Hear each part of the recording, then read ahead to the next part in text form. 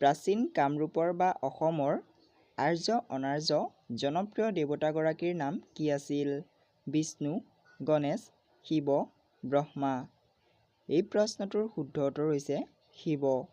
আমাৰ নেক্সট কুৱেশ্যনটো হৈছে কামৰূপ নামটোৰ কিংবদন্তিমূলক উপাখ্যান কি আছিল? ভীষ্মক ৰাজ্য, কামদেৱৰ পুনৰুব বা আকাৰ, কামৰূপেশ্বৰীৰ পৰা কামৰূপ, কামাখ্যাৰ পৰা কামৰূপ। এই প্ৰশ্নটোৰ শুদ্ধ উত্তৰ হৈছে কামদেৱৰ পুনৰুব বা আকাৰ। আমাৰ নেক্সট কুৱেশ্যনটো হৈছে প্ৰাগজ্যোতিষপুৰৰ প্ৰথম ৰজাৰ নাম কি আছিল?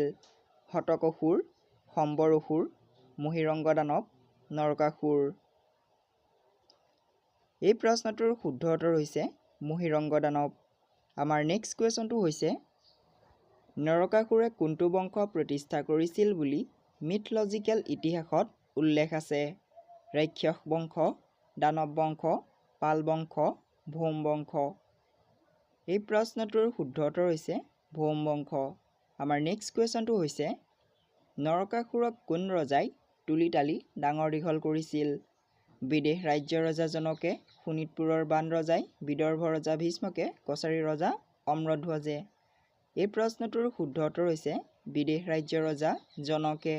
আমাৰ নেক্সট কুৱেশ্যনটো হৈছে প্ৰাগজ্যোতিষপুৰত পোনপ্ৰথমবাৰৰ বাবে হিন্দু ৰাজ্য স্থাপন কৰা ৰজাগৰাকী কোন আছিল?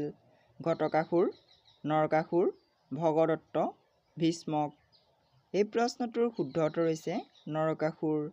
আমাৰ নেক্সট কুৱেশ্যনটো হৈছে নৰকাসুৰে কোনগৰাকী দেৱীক বিবাহৰ প্ৰস্তাৱ দিছিল? তাম্ৰেশ্বৰী বা কেঁচাইখাতি, দেৱী দুৰ্গা, কামাখ্যা দেৱী, কালী গোসানী। এই প্ৰশ্নটোৰ শুদ্ধ উত্তৰ হৈছে কামাখ্যা দেৱী। আমাৰ নেক্সট কুৱেশ্যনটো হৈছে নৰকক কোনে বধ কৰিছিল?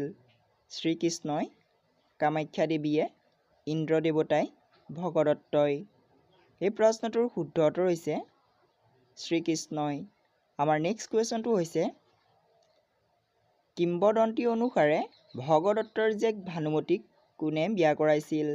অৰ্জুনে, দুৰ্যোধনে, ভীমে, যুধিষ্ঠিৰে।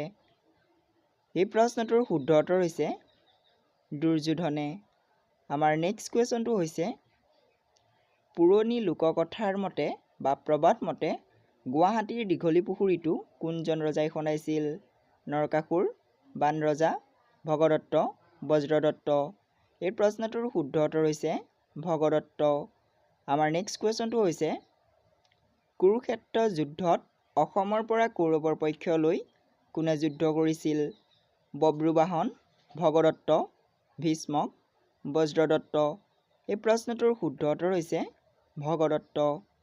আমাৰ নেক্সট কুৱেশ্যনটো হৈছে নৰকাসুৰৰ সমসাময়িকভাৱে শোণিতপুৰত কোন ৰজাই ৰাজত্ব কৰিছিল? বান ৰজা, ঘটোৎকচ, বব্ৰুবাহন, যজ্ঞদত্ত। এই প্ৰশ্নটোৰ শুদ্ধ উত্তৰ হৈছে বান ৰজা। আমাৰ নেক্সট কুৱেশ্যনটো হৈছে বান ৰজা কোন দেৱতাৰ ভক্ত আছিল? বিষ্ণু, ইন্দ্ৰ, বৰুণ, শিৱ। এই প্ৰশ্নটোৰ শুদ্ধ উত্তৰ হৈছে শিৱ। আমাৰ নেক্সট কুৱেশ্যনটো হৈছে ঊষা আৰু অনিৰুদ্ধৰ কাহিনী কোনজন ৰজাৰ লগত জড়িত? ভীষ্মক, নৰকাসুৰ, বান ৰজা, ঘটোৎকচ। এই প্ৰশ্নটোৰ শুদ্ধ উত্তৰ হৈছে বান ৰজা। আমাৰ নেক্সট কুৱেশ্যনটো হৈছে কিংবদন্তি অনুসাৰে অগ্নিগড় কোনে সজাইছিল? পুষ্পদত্ত, বান ৰজা, কুম্ভান, বজ্ৰদত্ত। এই প্ৰশ্নটোৰ শুদ্ধ উত্তৰ হৈছে বান ৰজা। আমাৰ নেক্সট কুৱেশ্যনটো হৈছে শ্ৰীকৃষ্ণই বিবাহ কৰোৱা ভীষ্মকৰ কন্যাৰ নাম কি আছিল? ৰাধা, ৰুক্মিণী, লক্ষ্মী, সৰস্বতী। এই প্ৰশ্নটোৰ শুদ্ধ উত্তৰ হৈছে ৰুক্মিণী। আমাৰ নেক্সট কুৱেশ্যনটো হৈছে প্ৰাচীন কামৰূপ ৰাজ্যৰ প্ৰথমজন ঐতিহাসিক সমল পোৱা ৰজা কোন আছিল? পুষ্য বৰ্মন, ভাস্কৰ বৰ্মন, সমুদ্ৰ বৰ্মন, মহেন্দ্ৰ বৰ্মন। এই প্ৰশ্নটোৰ শুদ্ধ উত্তৰ হৈছে পুষ্য বৰ্মন। আমাৰ নেক্সট কুৱেশ্যনটো হৈছে পুষ্য বৰ্মনৰ সমসাময়িক ৰজা কোন আছিল? চন্দ্ৰগুপ্ত, সমুদ্ৰগুপ্ত, হৰ্ষবৰ্ধন, অশোক।